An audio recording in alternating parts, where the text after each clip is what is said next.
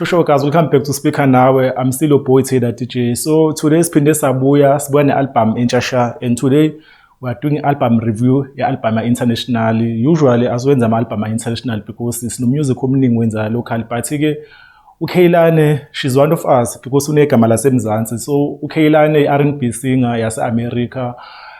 Abaningi basemzansi bambiza ngoKhehlane. Uke wafika emzansi bekukhona ishow yaba khona ibiseJoburg yaba nase Cape Town i-festival ebizwa ngeRock the Daisies. So emzansi ufamily abamazi bambhuka nokumbhuka. So ubuyile ukhiphe i-album entsha and abantu abaningi mhlambe bacabanga ukuthi mhlambe uyafika ku-music lo because uke waba khona before kade ekhipha ama-album before but awakazi eyithole leyo reach akayitholile after kule single akayikhiphe ngonyaka ondlule nje kusaqala unyaka i-Folded laphana. So ubese landela-ke wakhipha i-music video yaba ne-hype ingoma nje ya-successful athola ama-numbers. This year ngoFebruary uze wathola i-Grammy Award ngaleyo ngoma edeyikhiphile. Bengaphuma nokuphuma ku-album biseyisingile-ke, so udecide ukuthi finally uthi akakhiphe i-album ezohamba nale single. So bengilinde ukuthi mhlawumbe ingoma eningi nami izofana naleya single yakhe leya i-Folded mhlawumbe zibe le new age R&B yabo R&B yamanje le, but-ke uvele wathatha ama-legend wabafaka le album yakhe endala. So mawuyilalela i-album yakhe ifeel yakhona ngathi i-album ephume maybe ngo-2006 or 2007 because ifeaturisha abantu abafana nabo Lil Wayne, abanye abantu abafana nabo Lil Jon, abantu abafana nabo T-Pain, oBrandy, Miss Elliot yabo. So abantu ababe big ngalesa sikhathi lesana. So I think nje i-direction akayithathile-ke ingisurprise bengayilinde nami i-album ngithi mhlawumbe i-album uzofeaturisha labantu abatrendayo yabo njengamanje lakho abantu ajule ukusebenza nabo lakho abantu abafana nabo Ty Dolla $ign bengilindele bona i-album yakhe nje, but-ke uthatha i-direction e-different-ke. So as uSpeaker Nawe silalela i-album inengoma eningi zu-17, so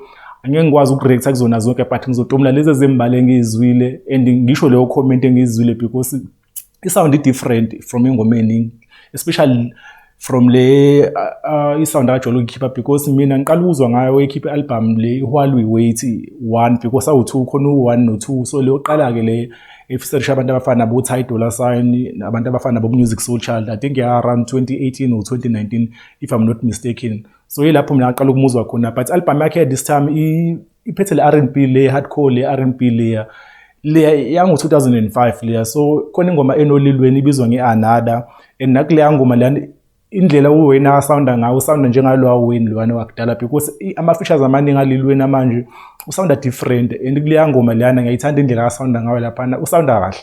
So enye ingoma leyo engithandile kube khona enye ingoma ethi I Need You ifeaturisha uBrandy-ke leyo ngoma leyo. So leya ngoma nje ngikhumbuza i-album kaBrandy lana i-Full Moon isound yakhona nje ngathi ingoma eyayirekhodele leyo album then kwafeaturisha lo mntwana lo. There's also another song akayenzile-ke ne-artist akajule ukusebenza nayo kakhulu laphana uCardi B.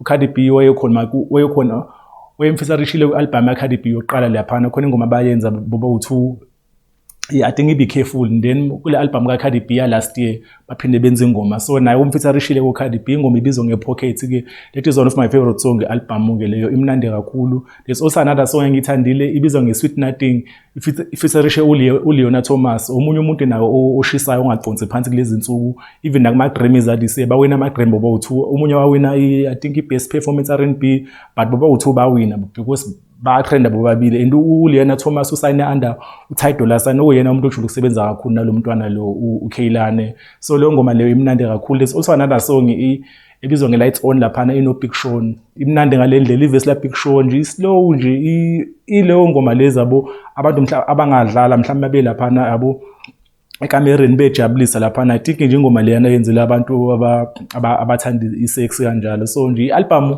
imnandi ibalance but I don't think ama-2K azo-enjoy because isound yakhona i-mature kakhulu abantu abadala, but masenza i-tour after album esitourisha kulezi ndawo azoya kuzona I think izomsiza because laba abantu akabenzele le album ama-1K abantu abadala abantu asebesebenza abanye banemali so I think amathikithi azodayiswa-ke nje. So nje I think ngayi-rate nginikeze maybe I think 7 out of 10 because ayibanga lento ngilindele bengilindele ukuthi mhlawumbe uzoba nengoma eningi efana ne-Folded because bese uyona formula esebenza because i-Folded indlela eyenza ama-numbers ngayo like mina if bekwi-album yami bengizoyenza short zonke ingoma ezinye engizenzayo azibi too far than i-Folded so that abantu bazothola lento abayifunayo because already Folded now I think over 65 million 65 million views ku-YouTube. Ama-numbers are-serious-ke leyo, and akuyona ne-music video audio nje kuphela la kuphostwe khona ingoma. I-music video nayo inama-numbers aphezulu. So I think mina if besayinanda mina bengizoyenza short ezinye ingoma zifana naleya, so that abantu bazothola lento abayithandile laphana. But i-record label yakhe, which I believe iwena music laphana, bamyekile wazenzela into yakhe, and ama-comment ka-divided, bakhona abayithandayo, bakhona aba-disappointed abafana nami, but I think u-7 out of 10 awukho bad for le album-ke. So nje abantu bengayi-check out i-album, ikhona ku-Apple Music, ngibonile ikhona ku-YouTube Music, naku-Spotify, and also ngibone ne-interview akayenzile yale album akayenze laphana ku-Apple Music laphana, nenkakha laphana yomsakazi laphana, uZen Lo laphana. So mangalalela le interview bese la ne-album, I think ezinye ingoma azoyenza isense. So nami ngiqale ngayo ngalalela interview landela ngalalela album, but I think album yakhe ibalance kakhulu, and le-R&B kudala sayigcina-ke lana. So nje soyivala lapha ivideo so-Speaker Nawe, sekhona ku-Twitter ethi Speaker Nawe, sikhona ku-Facebook si-Speaker Nawe, sibe khona naku-TikTok si-Speaker Nawe Show. Awe, we out.